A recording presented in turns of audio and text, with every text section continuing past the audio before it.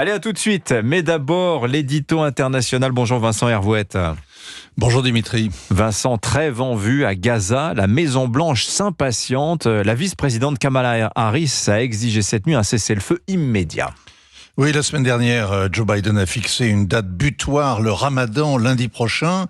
C'est un paradoxe de se plier au calendrier musulman. Le 7 octobre, les islamistes ont pris en compte le calendrier juif parce qu'Israël a été désarmé le jour du Shabbat et de la fête de Sukkot. C'était stratégique, mais choisir le Ramadan, c'est symbolique, c'est de la com.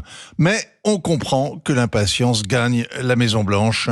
100 000 bulletins blancs dans les primaires du Michigan montrent qu'une partie de l'électorat démocrate menace de faire payer au candidat Biden la faiblesse du président Biden face à Benjamin Netanyahou.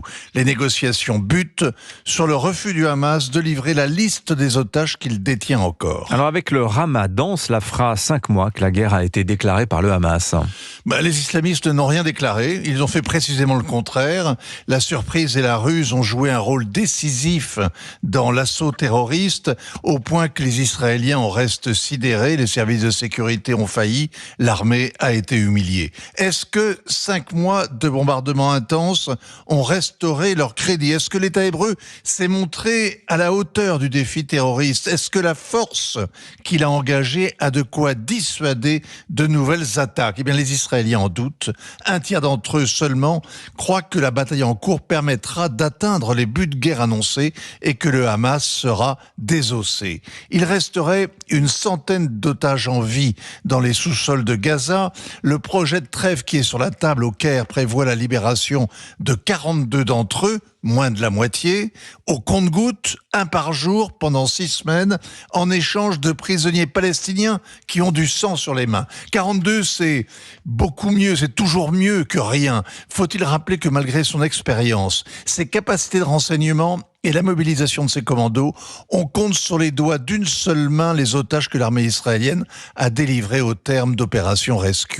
Quand on voit Gaza en ruine, la souffrance de ses habitants affamés, qui n'ont même pas un abri pour se protéger des bombardements, alors que le Hamas a creusé des centaines de kilomètres de tunnels pour s'y terrer. Quand on voit l'indignation qui monte au sud et l'antisémitisme qui monte au nord, on n'imagine pas que la guerre d'Israël reste celle de David contre Goliath, et c'est pourtant la réalité. Benjamin Netanyahou, Vincent, a dévoilé ce week-end son plan pour le jour d'après, après le Hamas.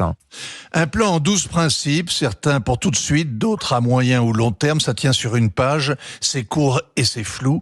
Benjamin Netanyahou dit par exemple qu'il faut un désarmement complet de Gaza. Ça prendrait des années et cela impliquerait une présence militaire israélienne permanente, mais Benjamin Netanyahou n'en dit pas un mot pour ne pas effaroucher ses ministres modérés. De même, il veut que Gaza soit géré par des Palestiniens expérimentés qui déradicalisent les institutions, mais il ne cite pas l'autorité palestinienne pour ne pas déplaire à ses ministres d'extrême droite. Le plan prétend plutôt parler de Gaza après la guerre. Mais la fin de la guerre serait la fin du gouvernement Netanyahou et il n'est pas pressé. Les généraux réclament une stratégie de sortie de crise.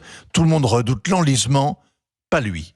Le seul avenir prévisible à cette date semble une guerre d'intensité variable, avec des objectifs vagues, impossibles à atteindre, et à défaut de victoire des trêves fragiles, elles seront aussi difficiles à respecter que le jeûne pendant le Ramadan, sauf évidemment pour les Gazaouites affamés. Signature Europe 1, Vincent Hervouette. Merci beaucoup Vincent.